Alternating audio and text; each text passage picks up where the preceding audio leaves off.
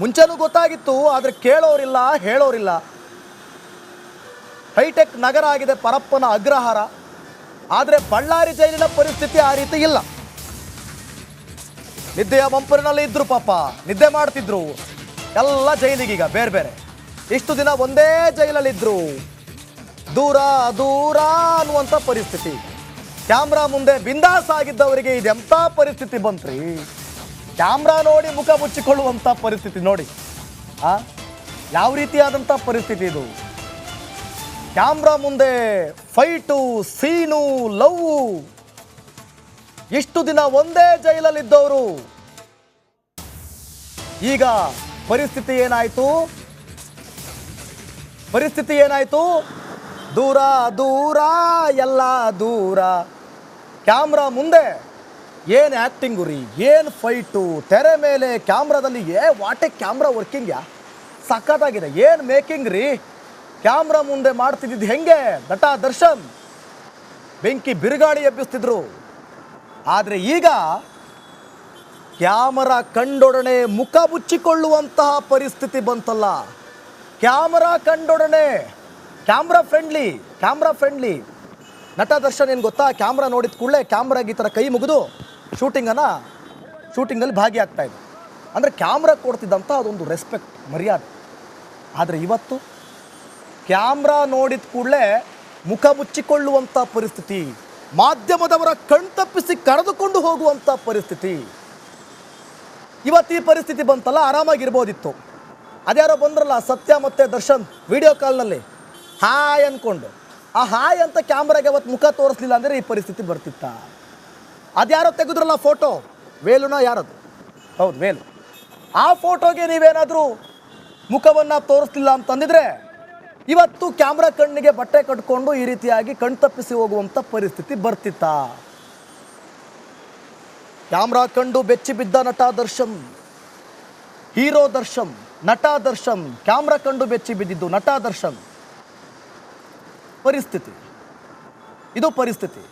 ಇದು ರಿಯಾಲಿಟಿ, ಇದು ರೀಲ್ ಅಲ್ಲ. ಬಳ್ಳಾರಿ ಜೈಲನ್ನ ನಟ ದರ್ಶನ್ ಆಗಲೇ ನೋಡಿದ್ದಾರೆ. ಇದು 2ನೇ ಬಾರಿ. ಯಾವಾಗಪ್ಪ ಹೋಗಿದ್ರು 2ನೇ ಬಾರಿ ಅಂತ ಅನ್ಕೋಬೇಡಿ. ಮೊದಲನೇ ಬಾರಿ ಚೌಕಾ ಸಿನಿಮಾದಲ್ಲಿ ಆ್ಯಕ್ಟಿಂಗು, ರೀಲು, ಈಗ ರಿಯಲ್.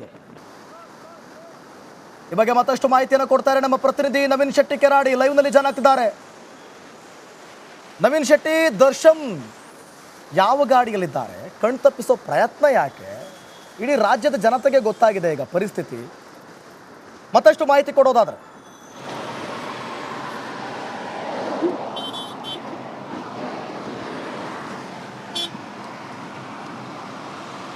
ದಿವಿತ್, ಈಗಾಗಲೇ ಪರಪ್ಪನಗರ ಜೈಲಿನಿಂದ ಹೊರಟಿರುವಂತಹ ದರ್ಶನ್ ಇರುವ ವಾಹನವನ್ನು ಒಂದಷ್ಟು ಕನ್ಫ್ಯೂಸ್ ಮಾಡುವ ಕೆಲಸವನ್ನು ಪೊಲೀಸರು ಮಾಡ್ತಾ ಇರೋವಂಥದ್ದು. ಯಾಕಂತ ಹೇಳಿದ್ರೆ ಸುರಕ್ಷತೆಯ ದೃಷ್ಟಿಯಿಂದ ಅಂತ ಹೇಳ್ತಾರೆ. ಆದರೆ ಇಲ್ಲಿ ಎಲ್ಲರನ್ನೂ ಕರ್ಕೊಂಡು ಹೋಗೋ ಸಂದರ್ಭದಲ್ಲಿ ತಡರಾತ್ರಿ ಅಂತಂದರೆ ರಾತ್ರಿ 3 ಗಂಟೆ ಸಮಯಕ್ಕೆ ಇಡೀ ರಾತ್ರಿ ಪೊಲೀಸರು ಏನು ಮಾಧ್ಯಮದವರು ಪರಪ್ಪನಗರ ಜೈಲು ಬಳಿ ಇದ್ದಾರೆ ಅಂತೇಳಿ ಇಡೀ ರಾತ್ರಿ ಕಾಯ್ದು ಬಳಿಕ 3 ಗಂಟೆ ರಾತ್ರಿಗೆ ದರ್ಶನ್ ಹಾಗೂ ಈ ಒಂದು ಕೊಲೆ ಪ್ರಕರಣದಲ್ಲಿ ಇರುವಂಥ ಆರೋಪಿಗಳೇನಿದ್ದಾರೆ ಅವರೆಲ್ಲರೂ ಕೂಡ ದೃಶ್ಯದಲ್ಲಿ ನೇರವಾಗಿ ನಾವೇನು ತೋರಿಸ್ತಾ ಇದ್ದೀವಿ. ಈ ಒಂದು ವಾಹನಗಳಲ್ಲಿ ಕರ್ಕೊಂಡು ಹೋಗೋ ಒಂದಷ್ಟು ಕೆಲಸ ಈಗ ಆಗ್ತಾ ಇರುವಂಥದ್ದು. ತುಮಕೂರು ಟೋಲ್ ಮುಗಿದು 10 ಕಿಲೋಮೀಟರ್ ಮುಂದೆ ಬಂದಿದ್ದಾರೆ. ಈಗ ಒಂದು ಚಿತ್ರದುರ್ಗ ಹೆದ್ದಾರಿ ಏನಿದೆ ಅಂದರೆ ತುಮಕೂರು ಹಾಗೂ ಚಿತ್ರದುರ್ಗ ಹೆದ್ದಾರಿಯಲ್ಲಿ ಈಗ ಕರ್ಕೊಂಡು ಹೋಗುವ ಕೆಲಸ ಆಗ್ತಾ ಇರುವಂಥದ್ದು. ದೃಶ್ಯದಲ್ಲಿ ಕೂಡ ನೋಡ್ತಾ ಇರುವಂಥದ್ದು ರಿಪಬ್ಲಿಕ್ ಕನ್ನಡದಲ್ಲಿ ಬೆಳಗ್ಗೆಯಿಂದಲೂ ಕೂಡ ಈ ಒಂದು ದರ್ಶನನ್ನು ಏನಂದರೆ ರಾಜ್ಯದಲ್ಲಿ ಈ ಒಂದು ಪ್ರಕರಣ ಸಾಕಷ್ಟು ಸದ್ದು ಮಾಡಿತ್ತು. ಜೈಲಿನಲ್ಲಿ ಇರುವಂತಹ ಫೋಟೋ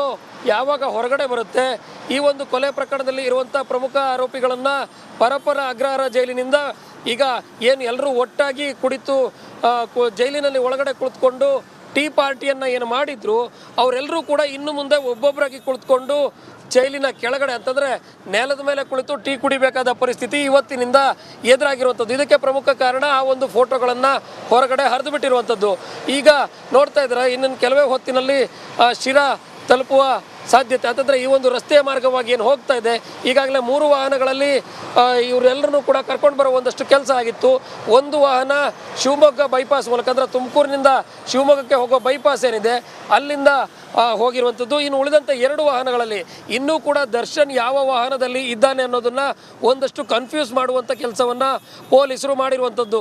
ಇಲ್ಲಿ ಕನ್ಫ್ಯೂಸ್ ಮಾಡುವಂಥ ಅವಶ್ಯಕತೆ ಏನೂ ಕೂಡ ಇರಲಿಲ್ಲ. ಯಾಕಂತ ಹೇಳಿದ್ರೆ ಕೊಲೆ ಪ್ರಕರಣದಲ್ಲಿ ಆರೋಪಿ ಜೈಲಿಗೆ ಸೇರಿದ್ದು ಆಗಿತ್ತು.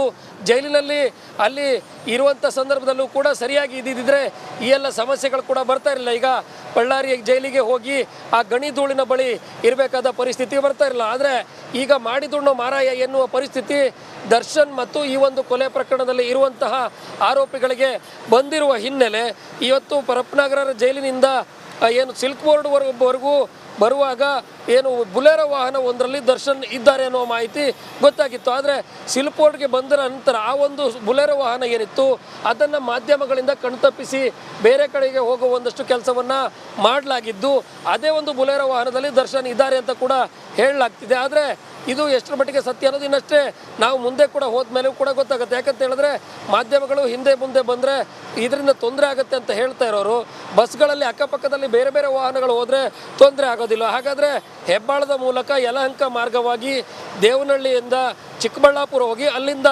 ಬಾಗೇಪಲ್ಲಿ ಮಾರ್ಗವಾಗಿ ಪೆನಗೊಂಡ ಅನಂತಪುರ ಮಾರ್ಗವಾಗಿ ಬಳ್ಳಾರಿ ಜೈಲಿಗೆ ಹೋಗೋದಕ್ಕೆ ಅಂತಂದರೆ ಏನು ಆ ಬುಲೆರೋ ವಾಹನ ಏನು ಬಂದಿತ್ತು ಆ ಒಂದು ವಾಹನವನ್ನು ಈ ಮಾರ್ಗವಾಗಿ ಅಂದರೆ ಅನಂತಪುರ ಮಾರ್ಗವಾಗಿ ಬಳ್ಳಾರಿಗೆ ಬರ್ತಾರಾ ಅನ್ನೋ ಒಂದಷ್ಟು ಅನುಮಾನವೂ ಕೂಡ ಎದುರಾಗಿರುವಂಥದ್ದು. ಸುರಕ್ಷತೆಯ ದೃಷ್ಟಿಯಿಂದ ನಾವು ದರ್ಶನನ್ನು ರಾತ್ರಿ ಕರ್ಕೊಂಡು ಹೋಗ್ತೀವಿ ಅಂತ ಮಾತನ್ನು ಹೇಳ್ತಾ ಇದ್ರು. ಇಲ್ಲಿ ಏನು ಸುರಕ್ಷತೆಯ ಜೊತೆಗೆ ಒಬ್ಬೊಬ್ಬರಿಗೆ ಇಬ್ಬಿಬ್ಬರು ಅಂದರೆ ಒಬ್ಬ ಆರೋಪಿಯನ್ನು ಕರ್ಕೊಂಡು ಹೋಗುವಾಗ 2 ಸಿಬ್ಬಂದಿಗಳನ್ನು ಏನು ನಿಯೋಜನೆ ಮಾಡಲಾಗಿತ್ತು, ಇದೇ ವಾಹನಗಳಲ್ಲಿ ಕರ್ಕೊಂಡು ಹೋಗ್ಬೋದಾಗಿತ್ತು. ಸಾಮಾನ್ಯವಾಗಿ ದರ್ಶನ್ ಮಾಡಿರುವುದು ಕೊಲೆ ಪ್ರಕರಣ. ಇದರಲ್ಲಿ ವಿಶೇಷವಾಗಿ ಬುಲೆರೋ ವಾಹನದಲ್ಲಿ ಕರ್ಕೊಂಡು ಹೋಗೋ ಅವಶ್ಯಕತೆ ಇರಲಿಲ್ಲ. ಆದರೂ ಕೂಡ ಪೊಲೀಸ್ ಇಲಾಖೆ ಈ ಒಂದು ಮಾಧ್ಯಮದವ್ರನ್ನ ಕಣ್ಣು ತಪ್ಪಿಸೋದು ಜೊತೆಗೆ ಸುರಕ್ಷತೆ ದೃಷ್ಟಿಯಿಂದ ಅಂತ ಹೇಳ್ತಾರೆ.